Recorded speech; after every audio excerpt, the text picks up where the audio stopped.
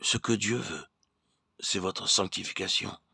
1 Thessaloniciens 4:3. Il nous convenait en effet d'avoir un souverain sacrificateur comme lui, saint, innocent, sans tache, séparé des pécheurs, et plus élevé que les cieux. Hébreux 7:26. L'homme spirituel prend Christ comme exemple. Il est résolu à marcher comme Christ a marché. Christ a vécu une vie de séparation. Il était dans le monde sans être du monde.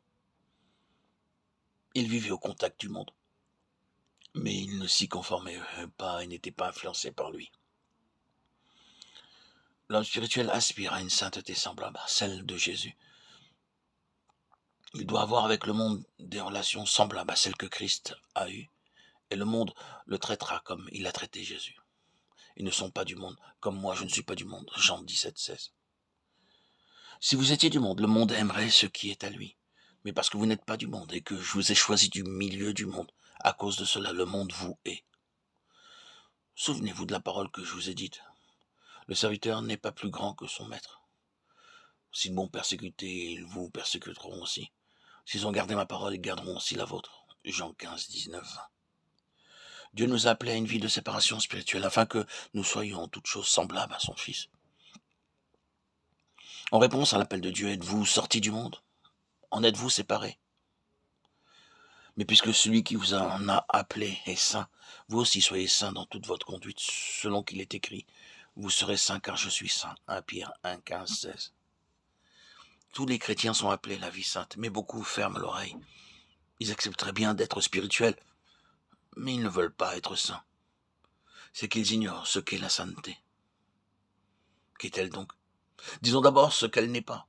Elle n'est ni la perfection, ni l'éradication totale du péché, ni une vie sans défaut. La sainteté ne nous met pas dans l'impossibilité de pécher. Elle ne nous préserve pas du contact avec le péché. La sainteté, d'après la Bible, n'est pas la perfection, mais une bonne conscience devant Dieu. Nous devons être conservés irrépréhensibles lors de son avènement, et il nous fera paraître irrépréhensibles devant Dieu. Que le Dieu de paix vous sanctifie lui-même tout entier, et que tout votre être, l'esprit, l'âme et le corps, soit conservé irrépréhensible lors de l'avènement de notre Seigneur Jésus-Christ. 1 Thessaloniciens 5:23. Or, à celui qui peut vous préserver de toute chute et vous faire paraître devant sa gloire irrépréhensible et dans l'allégresse. Jude 24. Il y a quelques années, cette vérité fut pour moi une révélation. Je devais disposer d'objets personnels appartenant à une sœur bien-aimée que Dieu avait rappelée à lui. Parmi les objets qu'elle avait gardés précieusement, je découvris une lettre que je lui avais écrite à l'âge de 7 ans. Ma sœur était alors en voyage et elle me manquait car je l'aimais beaucoup. Dans ma missive, je lui ai exprimé toute mon affection. Cette lettre était ce que j'avais pu faire de mieux, mais elle était loin d'être sans défaut. L'écriture laissait à désirer et la grammaire était incorrecte, l'orthographe très imparfaite. Mais ma sœur en fut enchantée car cette lettre venait d'un cœur sincère et affectueux. Maintenant, je ne pourrais envoyer une lettre semblable sans m'attirer des critiques très justifiées. Eh bien, la sainteté, c'est cela, un cœur rempli d'amour pour Dieu. C'est Christ, couronné roi de notre vie. Cette sainteté est attrayante.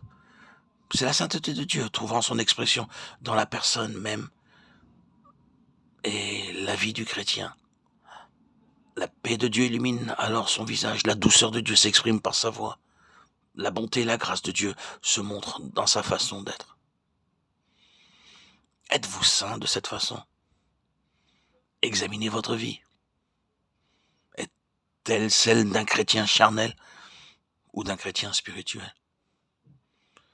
Si vous ne vivez pas constamment sur les plus hauts sommets spirituels, ne voudriez-vous pas le faire dès maintenant?